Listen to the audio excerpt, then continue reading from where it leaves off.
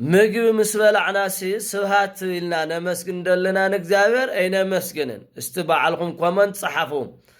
ቀደም አቦታትና በማዕድ በመሶብ ክበልዑ ከለው ትንጀራ በሊዖም ስብሃት ይብል ነይሮም ካብኡ ስብሃት ኢሎም በእንተ አቡነ አቢብ ናይ አቡነ አቢብ እውን ይብላዕ ይብል ነይሮም ሕዚ ግን ስብሃት ንብል ደለና ምስ በላዕና እንጀራ እስቲ ኩላትና ነንባዕልና ስንመርምር ኣይንብልን በተለይ ቦፌ ምስ መፀ ብልዕ ተብል ዋቃ አንጠልጥልካ ምልዓል እዩ ሓደ ዓርካ ወይ ሓደ ጓደኛ ወይ ሰብኣይ ሰበይትን ሰብኣይ እስካብ ልልዕ ሰበይቲ እስካብ ትበልዕ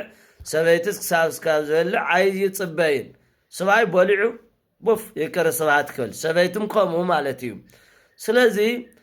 ኣብቲ መቅድመ ወንጀል ኣሎ ትኸር ተለኻ ትለዓል ተለኻ ትትስእ ተለኻ ትድቅስ ተለኻ ኩሉ ይትርሳዕ ተዘክሮተ እግዚአብሔር ንእግዚአብሔር ምዝካር እግዚአብሔር ምዝካር ኣይትረስዕ ይብለና ስለዚ ክንድቅስ ከለናም እግዚአብሔር ጸውዕና ስመ እግዚአብሔር ጸውዕና ክንድቅስ ክንትስእ ተለና መን ትነቅህ ወመን ትሃውር ወመን ትነብር ክንኸር ተለናም ክንቕመጥ ከለናም ስመ እግዚአብሔር ምጽዋዕ ኣይትረስዕ ይብለና ስለዚ ስመ እግዚአብሔር እንጀራ ክንበልዕ ከለና በስመ አብ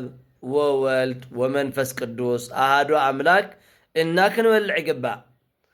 ምስ በላዕና ምስ ጸገብና ስብሃት ለአብ ስብሃት ለወልድ ስብሃት ለመንፈስ ቅዱስ እና ክንበልዕ ይግባእ እዚ ስለለይኮነ ይትልበላዕናዮ ሓይል የብሉ ጉልበት የብሉ ደካማ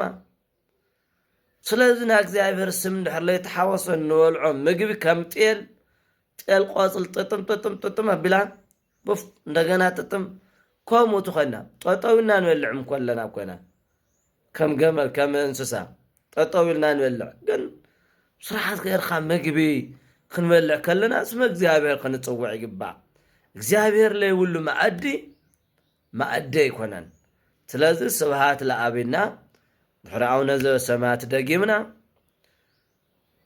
ጸሊና ንእግዚአብሔር አመስጊንና ማዕድ ክነልዕል ይግባእ እዚ ዝናቦታት ስርዓት በእውነት እግዚአብሔር ለመስግንዎ ነበረ ዝታዩ ካብ መጽሐፍ ቅዱስ ቃል ሙሳድ በሙሳድ መሰረት ብምግባር እዩ ምክንያቱ መን ትነውም ወመን ትነሳ ወመን ትነቅህ ትርሳዕ ተዘክሮተ እግዚአብሔር ስለዝብል ስለዚ አቦታተይ አሕዋተይ አሓተይ አደታተይ ኩላትና መጀመሪያ በስመ አብ ኢልና ክንበልዕ ድሕሪ ደሞ ንእግዚአብሔር አመስግና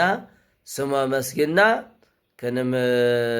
ማዕድ ክነልዕል ይግባእ ዝብል መንፈሳዊ ትምህርቲ እዩ እሞ ዝሰማዕኹም ንእግዚአብሔር ይስማዕኹም ኩሉ ህዝበ ክርስቲያን ክባጻሕ ሸር ክትውሉ ደሞ ብስም እግዚአብሔር ይላዎ ማለት እዩ